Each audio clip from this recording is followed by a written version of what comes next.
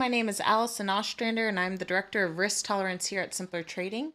And in today's video, I want to talk about a potential earnings trade on Meta. Now, earnings isn't until next week on the 31st after market close.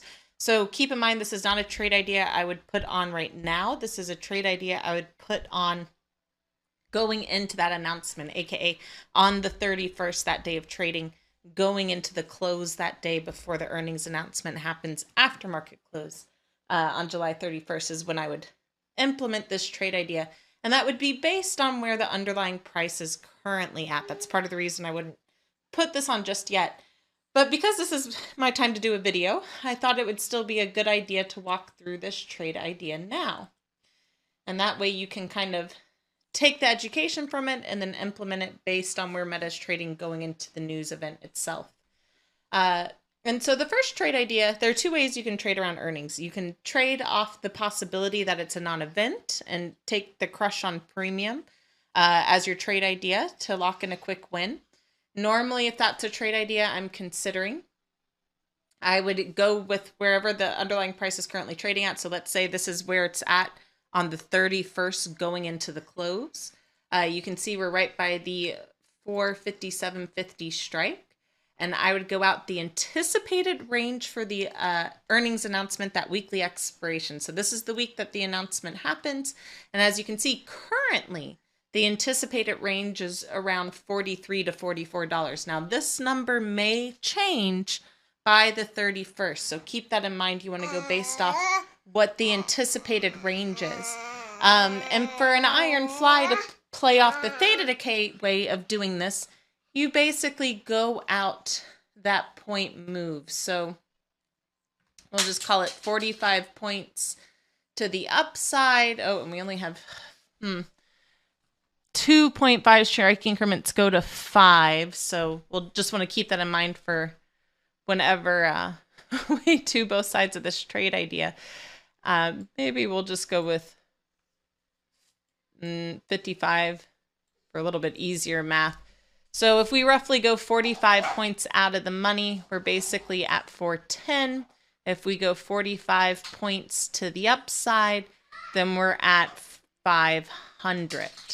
So the idea is you play on the crush and premium. As long as you stay within the anticipated range for the earnings announcement, you should be able to see the theta rip out of these strikes and allow for a quick win. Now, currently, this has a risk of about 13.54, a profit potential of 31.46, so not a bad risk versus reward. But if this is outside your risk tolerance, there are a couple things you could do. You could either narrow the iron fly, right? Bring it in a little bit so that you create a smaller risk, which also leads to a smaller profit potential, but still a nice risk versus reward setup. Or instead of doing an iron fly, you could bring your shorts to closer out of the money and do an iron condor. Now, this doesn't allow for as big of a profit potential. Let's push that back there. But the idea is you could still play the crush on premium and have a much better range for the underlying price to move. This allows for 227 profit, 272 risk, depending on the fill. And the idea is as long as the underlying price remains within the short strikes, once again, within that anticipated range, you'd lock in a profit. Now, that being said, the other way to trade this is based off the idea that you'll have a volatile move around earnings. And this is actually the way I would lean towards trading Meta, because Meta is one of those symbols that does more often than not have a volatile move. Last earnings, we had a volatile gap to the downside. Here we had a volatile gap to the upside. Here was a gap down, and there was a gap up, right? So usually it's a bit more of a mover around earnings. And so what I would look to do is I'd look to play something on both the call and put side, not knowing which direction we might move, but the idea that there will be a gap move of some sort. And a lot of times around earnings, when they do have a gap move, it's not uncommon for that gap to happen within the anticipated range, right? To that level, if you will. And so this is a strategy I teach in my compound butterfly class. And the idea is to put on 2 debit broken wing butterflies on each side, roughly the 45 points out of the money. So we'll start with 500 here, and we'll do a 10, 5 butterfly Right now, that's about $1.45 cost basis for the call side.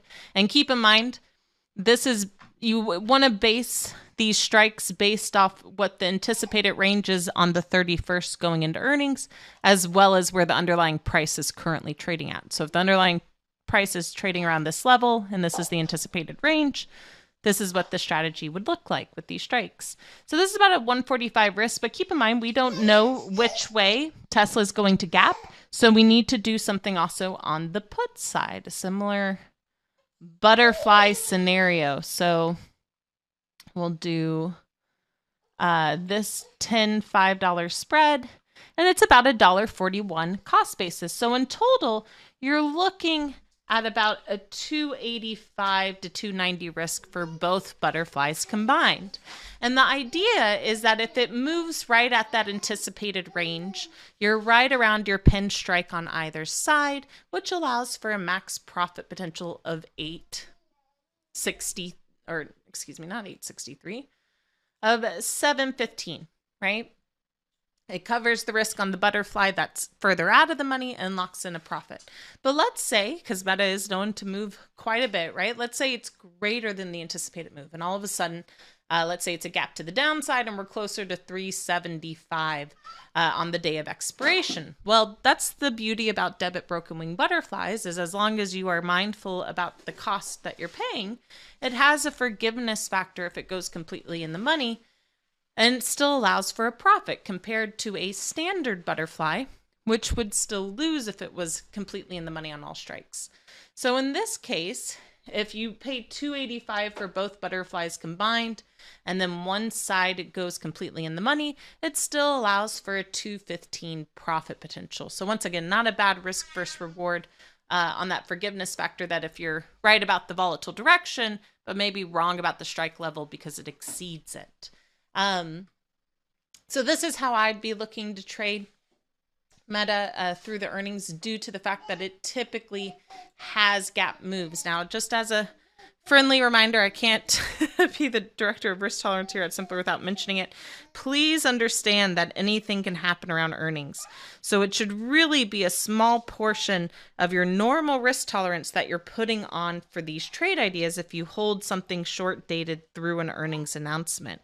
And also understand you need to treat it a bit more like a lotto trade. And what I mean by that is you need to be 100% okay losing all of the capital risk on the trade. If you're not comfortable with that, then skip the earnings announcement, right? You can put on a different trade with a different setup. But for those of you who like to play earnings and enjoy putting on trade ideas around it, that is what I would lean towards with Meta, doing the more volatile trade idea. However, if you think Meta is going to be more like Netflix this earnings season and act as a non-event, I did also price out those theta decay trade ideas to consider at the start of the video.